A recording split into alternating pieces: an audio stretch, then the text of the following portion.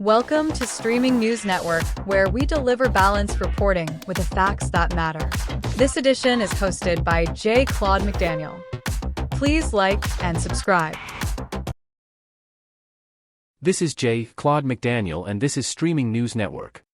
We begin with our first report. Tesla has officially put a date on one of its most closely watched vehicle launches. The company says its purpose-built Cybercab will have a launch celebration in Austin, Texas, on September 3rd. The announcement marks an important step for Tesla's autonomous ride-hailing ambitions. The company already operates Robotaxi services using Model Y vehicles, but the Cybercab was designed specifically for driverless transportation. Unlike the Model Y, the Cybercab is being built without a steering wheel or pedals. That means passengers will not have the option of taking control if something goes wrong. Tesla began testing production versions of the Cybercab on public roads in Austin earlier this year, with safety personnel involved in at least some testing. The vehicle has also entered production in Texas. However, Tesla has not yet announced when Cybercabs will begin carrying paying passengers or how quickly they will replace Model Y Robotaxis. So, while September 3rd represents a major milestone, it is not necessarily the start of widespread Cybercab service. The bigger question is whether Tesla can successfully operate a commercial robotaxi fleet without traditional driving controls. This is Claude McDaniel reporting for Streaming News Network, delivering the latest news with unbiased analysis. This is Streaming News Network. A Georgia teenager who admitted killing her mother when she was 14 years old has been sentenced to life in prison, with the possibility of parole after 30 years. Liliana Wagner, now 16, pleaded guilty to felony murder and aggravated assault in connection with the November 2024 death of her 51-year-old mother, Rachel Suzanne Wagner. Authorities say police discovered Rachel Wagner dead in her bed after she failed to report to work and could not be reached. Investigators determined she had suffered a single gunshot wound to the back of her head. The investigation also uncovered social media activity indicating the teenager had developed an interest in school shootings and mass casualty attacks. Authorities said she communicated online with people who encouraged violent plans. According to prosecutors, Wagner later confessed in a handwritten letter, saying she had considered attacking her former middle school before deciding instead to kill her mother. The gun used in the killing had reportedly been legally purchased at a pawnshop, and prosecutors said the teenager had access to the firearm and ammunition in her bedroom. The case has prompted renewed warnings to parents about monitoring online influences and recognizing troubling behavior before it escalates into violence. This is Claude McDaniel reporting for Streaming News Network, delivering the latest news with unbiased analysis. This is Streaming News Network. A Colorado man is facing a felony charge after investigators say his Subaru Outback struck and killed a bicyclist, with the driver later claiming he believed he had hit a deer. Jamie Gardner, 53, was arrested and charged with felony leaving the scene of an accident resulting in death. The victim was identified as 26-year-old Arthur Williams, who was found unresponsive in the roadway near South Powhatan Road and East Jewell Avenue in Aurora on July 27. Emergency personnel pronounced him dead at the scene. Investigators determined Williams had been riding southbound and was struck from behind around midnight. Video from a nearby facility reportedly captured the collision and showed the Subaru continuing without stopping. The impact also appeared to disable one of the vehicle's headlights. Investigators eventually identified a damaged white Subaru through surveillance technology that captured its license plate. Detectives traced the vehicle to Gardner. When questioned, Gardner reportedly said his Subaru was being repaired because he had hit a deer. He said he believed something had moved in front of his vehicle and maintained that he would have stopped had he known he had struck a person.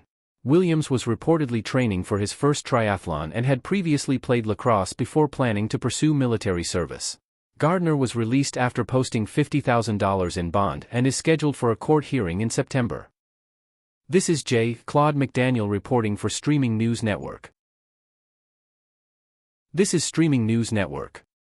The United States Secret Service says it is aware of an Iranian state television video that reportedly discusses an alleged plot targeting Barron Trump, the 20-year-old son of President Donald Trump. The approximately 3-minute video reportedly claims Barron is being monitored and alleges that a $10 million bounty has been placed on his killing. The Secret Service says it investigates anything that could be interpreted as a threat against people under its protection, while declining to discuss specific protective intelligence. The reported threat comes amid continuing tensions between Washington and Tehran. Iran says the Strait of Hormuz remains closed despite an understanding with Oman concerning a temporary transit route through the strategic waterway. President Trump has also threatened additional military action against Iranian targets. Meanwhile, Iran is pressing Qatar for information about several Iranian airmen it claims survived an earlier incident near a major American military facility. Qatar denies holding any survivors and says search and rescue teams recovered only human remains. The confrontation is also creating economic pressure, with rising fuel prices and concerns about disruptions to global energy and shipping markets. As tensions continue, threats against protected individuals and disagreements over military and economic pressure are adding another dangerous dimension to the standoff between the United States and Iran. This is Streaming News Network. A 22-year-old man accused of terrorizing people in Philadelphia while wearing a distinctive Halloween mask has been arrested in Las Vegas. Authorities say Zymeyer Hughes was taken into custody Tuesday by federal marshals and is being held in a Las Vegas detention facility while awaiting extradition to Pennsylvania. Police allege Hughes approached and harassed numerous people in Philadelphia's Center City area during a more than 30-minute period on the morning of August 12. Investigators say he was wearing a baby doll-style Halloween mask resembling the appearance of the horror character Chucky. Police believe between 15 and 16 people may have been approached or harassed during the incidents. In one particularly disturbing encounter, surveillance video reportedly captured the masked suspect chasing a female jogger and allegedly asking her if she was ready to die. Police say the 40-year-old woman fled while screaming for help and severely injured her leg during the incident. Authorities say Hughes left the Philadelphia area on August 19, traveling from New Jersey to Orlando before continuing to Las Vegas. Investigators eventually tracked him to an apartment complex in southeast Las Vegas. Prosecutors say Hughes faces felony and misdemeanor charges, and authorities are encouraging anyone who believes they were also victimized to come forward. This is Claude McDaniel reporting for Streaming News Network, delivering the latest news with unbiased analysis. This is Streaming News Network. A devastating hospital fire in Pakistan has claimed the lives of 14 infants, prompting authorities to call for a full investigation into what caused the tragedy. The fire broke out Wednesday on the third floor of the maternity ward at the Pakistan Institute of Medical Sciences in Islamabad. Authorities confirmed that all 14 victims were infants. Prime Minister Shahbaz Sharif expressed deep sorrow over the deaths and ordered officials to thoroughly examine the circumstances surrounding the fire. The Prime Minister said those responsible should be identified and face the strongest appropriate action if investigators determine that negligence or wrongdoing contributed to the disaster. Officials said an emergency call was placed shortly before 7 in the morning. Rescue workers and police reportedly arrived quickly and managed to bring the fire under control. The cause of the blaze has not yet been determined. The tragedy has also renewed concerns about fire safety in Pakistan, where fires in large buildings have frequently been linked to inadequate safety standards, building code problems, and weak enforcement. For grieving families, however, the immediate focus remains on the loss of 14 young lives and determining how such a devastating incident occurred inside a major medical facility. This is Claude McDaniel reporting for Streaming News Network. This is Streaming News Network. A tragic crash in New Jersey has claimed the lives of a longtime couple after authorities say 4 teenagers took a luxury sport utility vehicle and led police on a pursuit before colliding head-on with another car.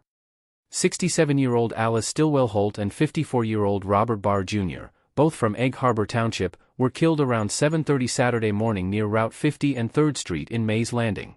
Prosecutors allege that 18-year-old Nashawn Brown and 3 juveniles stole a 2024 Mercedes-Benz G-Wagon around 3:40 that morning and took the vehicle on a joyride. Authorities say officers later spotted the stolen vehicle and attempted to stop it. A pursuit followed, and investigators say the G-Wagon eventually crashed head-on into a Hyundai carrying Holt and Barr. Surveillance video reportedly captured the collision, showing the larger vehicle striking the sedan and sending it into a nearby gas station. The 4 suspects reportedly suffered relatively minor injuries and attempted to flee after the crash before being apprehended. Brown and the 3 juveniles face multiple charges, including allegations involving aggravated assault, joyriding, eluding police, and receiving a stolen motor vehicle. Brown also faces an additional charge involving the alleged use of a juvenile in a crime. The victims' families are now mourning a couple remembered for more than 2 decades together. This is Claude McDaniel reporting for Streaming News Network, delivering the latest news with unbiased analysis. This is Streaming News Network. A Missouri grandmother says she has no intention of giving up a free breakfast tradition that has brought her small community together, despite being told by county health officials that she may need a food permit. Kathy Kite of Harrisburg has been preparing free homemade breakfasts for neighbors and friends since May. She says the tradition began after the local gas station where she works stopped serving breakfast, leaving regular customers asking for morning meals. What started with a few people quickly grew into a gathering place in the community of fewer than 300 residents. Neighbors began stopping by for coffee, breakfast, conversation, and time together.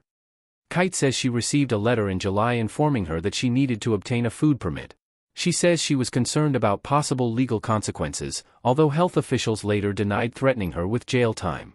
Officials say permits are required when food is provided to the general public, but not when meals are shared privately with family and friends.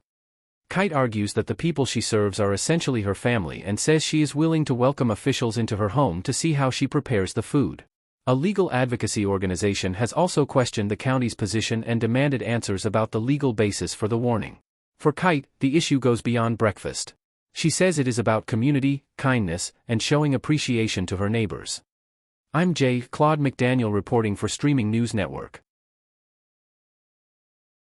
This is Streaming News Network. Jelly Roll is responding to the backlash after using his appearance as guest host of a late-night television program to mock President Donald Trump. During Tuesday night's broadcast, the singer and rapper addressed the reaction to jokes he made about Trump the previous evening. Jelly Roll said he was surprised that his comments generated such a strong response, pointing out that late-night programs typically combine current events with comedy. He also pushed back against criticism that he should have shown greater respect toward the president, arguing that presidents should be able to handle jokes while also dealing with issues such as fuel prices, healthcare, and international conflicts. Jelly Roll also joked that if viewers wanted him to make fun of former Vice President Kamala Harris, they should have voted for her. The musician said he was not concerned about losing listeners because of his comments and indicated that he would continue expressing his views. Jelly Roll has previously said that he does not identify with either major political party. He has also acknowledged that his past legal history affected his voting rights and said he had not traditionally followed political campaigns closely. His comments come despite a highly publicized meeting with then-President-elect Trump at a sporting event in December 2024. At the time, Jelly Roll defended the meeting, saying he viewed it as showing respect for the presidency rather than endorsing a political party.